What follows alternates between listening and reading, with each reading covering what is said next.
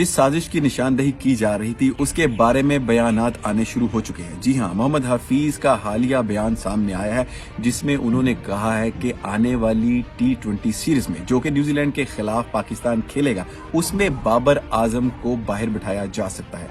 इन्होंने इन बातों का इजहार जो है वो हालिया एक इंटरव्यू में किया है और बड़े ही मुहतात अल्फाज यूज करते हुए इस बात का इजहार किया है कि बाबर आजम को हम रेस्ट करवाएंगे आने वाली सीरीज में। रेस्ट करवाने का मतलब है कि आप जो है बाबर आजम को आने वाली T20 सीरीज में बाहर करना चाह रहे हैं। इन ख्यालात का इजहार अगर आपको याद होगा तो दबे अल्फाज में वहाब रियाज ने भी किया था, जिसमें उन्होंने कहा था कि हम ओपनिंग को चेंज करने के बारे में सोच रहे हैं। ज्यादा तफसील में इस पर उन्होंने बात इसलिए नहीं की कि क्योंकि रिएक्शन सामने आ सकता था। बाबर आजम इस वक्त पाकिस्तान में सबसे ज्यादा फैन फॉलोइंग रखते हैं और उनके फैंस कभी भी नहीं चाहेंगे कि बाबर आजम जो है वो पाकिस्तान क्रिकेट टीम से बाहर हो। हालिया दिनों में जो कि टेस्ट सीरीज हुई है ऑस्ट्रेलिया के खिलाफ, इसमें बाबर आजम की फॉर्म को इतनी अच्छी नहीं थी, मगर उनको आप आउट ऑफ फॉर्म भी नहीं कह सकते क्योंकि इन्होंने स्कोर तो किया है।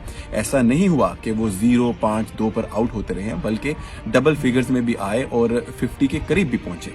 तो ऐसा बैड पैच जो है वो किसी भी प्लेयर के ऊपर आ सकता है और इसका ये मतलब नहीं कि अब जो है सारे मिलकर ये प्लानिंग करना शुरू कर दें कि आहिस्ता आहिस्ता मुख्तलिफ फॉर्मेट से बाबर आजम को बाहर करना शुरू कर दें। ऐसा लग रहा है कि जो नई मैनेजमेंट है वो बाबर आजम के दौर में खेलने वाले प्लेयर्स और उस कॉम्बिनेशन को बिल्कुल ही चेंज करना चाहते हैं।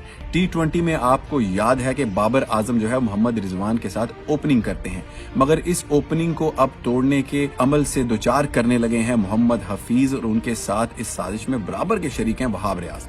और ये सारी बातों का इजहार ये दोनों खुद ही गाहे बगाहे करते चले आ रहे हैं। आपका क्या ख्याल है कि बाबर आजम का T20 मैचेस में बाहर होना बनता है या उनको रेस्ट देना चाहिए? मेरे ख्याल में पाकिस्तान क्रिकेट बोर्ड को इस बात के ऊपर तवज्जो देनी चाहिए कि जो थकी हुई लीग्स में आपके प्लेयर्स जाकर खेलते हैं और अपनी एनर्जी को वेस्ट करते हैं और उसके बाद वो नेशनल ड्यूटीज में आपको अवेलेबल नहीं होते और अनफिट हो जाते हैं, उसके ऊपर पाबंदी लगनी चाहिए, बजाय इसके कि आप अपने प्राइम प्लेयर्स को इतनी बड़ी बड़ी सीरीज में जो है वो आराम करवाने के लिए भेज दें। जैसा हालिया टेस्ट सीरीज में आपने आखिरी टेस्ट में देखा कि शाहीन शाह अफरीदी को आराम की गर्ज से बाहर बिठा दिया गया। हालांकि बहुत सारे लोगों ने इसके ऊपर काफी तनकीद की और ग्रेट वसीम अकरम ने भी बोला कि मुझे नहीं लगता कि शाहीन शाह अफरीदी का बाहर बैठना बनता था। और बहुत सारे क्रिकेटर्स ने ये तक भी कहा कि पाकिस्तान की क्रिकेट टीम जो है वो टेस्ट मैचेस को इतना ज्यादा अहमियत नहीं देती और उनकी ज्यादातर तवज्जो जो है T20 खेलने में लगी हुई है। मीडियोकर प्लेयर हमेशा मीडियोकर फैसले ही करता है। मोहम्मद हफीज भी इसकी एक मिसाल है। मोहम्मद हफीज जिन्होंने कोचिंग का कोई भी कोर्स नहीं किया हुआ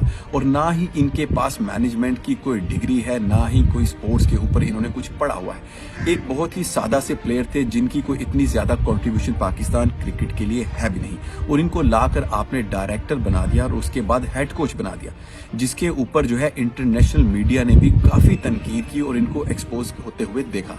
हालिया टेस्ट सीरीज में जब इन्होंने प्रेस कॉन्फ्रेंस में पाकिस्तान टीम की तारीफें करना शुरू कर दी और बोले कि पाकिस्तान क्रिकेट टीम बहुत अच्छा खेली और हम टेक्नोलॉजी और अंपायरिंग की वजह से हार गए, तो ऑस्ट्रेलियन मीडिया ने भी इनके ऊपर काफी तनकीद की और उन्होंने यहां तक कहा प्रेस कॉन्फ्रेंस में कि क्या अच्छा खेलने वाली टीम कभी 3-0 से हारती भी है? तो मोहम्मद हफीज के पास इसके बाद कोई भी जवाब नहीं था। मोहम्मद हफीज इस वक्त बिल्कुल थानेदार का रोल अदा कर रहे हैं और ये ऐसा ही होता है जब किसी भी कम एक्सपीरियंस वाले बंदे को डंडा दे दिया जाता है तो वो अपने आप को SHO समझना शुरू कर देता है। बहुत सारी खबरें ऑस्ट्रेलिया से लीक हुई हैं। मुख्तलिफ सहाफी जो पाकिस्तान क्रिकेट टीम के साथ इस वक्त वहां गए हुए हैं वो गाहे बगाहे कोई ना कोई स्कैंडल वहां से लीक करते चले आ रहे हैं। जैसा कि उन्होंने बताया कि मोहम्मद हफीज ने ये पाबंदी लगाई हुई थी कि ड्रेसिंग रूम में सोने वाले किसी भी खिलाड़ी के ऊपर $500 का फाइन किया जाएगा। ये काफी मजाका खेज किस्म की एक सजा है जो कि मोहम्मद हफीज इतने मैच्योर प्लेयर्स को देने लगे थे।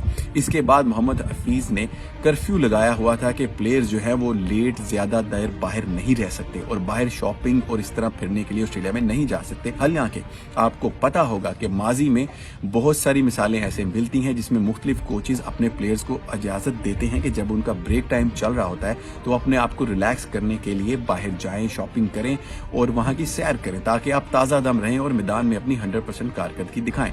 मगर मोहम्मद हफीज इन चीज़ों से आ रही हैं, उनको शायद इस बात का मालूम नहीं।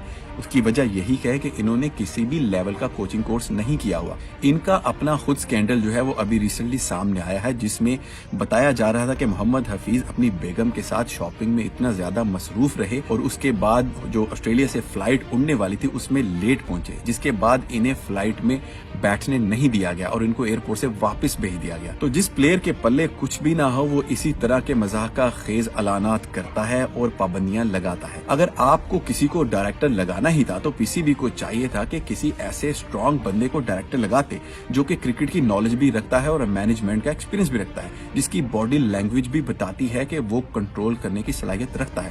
جیسا آپ کو مثال دیں، محسن حسن خان ایک ایسے بندے ہیں جو آپ کو ڈائریکٹر لیول پر ریپرزینٹ کر سکتے تھے۔ اس کے علاوہ آپ کے پاس مدثر نذر اور عامر سہیل کی مثالیں بھی سامنے ہیں، مگر پی سی بی نے چن کر ایک ایسے بندے کو ڈائریکٹر اور ہیڈ کوچ لگایا جو کہ پی سی بی کے آگے بول ہی نہیں سکتا۔ پھر اس طرح کے جو فنی قسم کے تجربے ہیں وہ کرتے چلے آ رہے ہیں محمد حفیظ، اور اس کے بعد رزلٹ آپ کے سامنے ہے کہ پاکستان اس وقت 3-0 سے آسٹریلیا سے ہار کر واپس پاکستان آ رہی ہے۔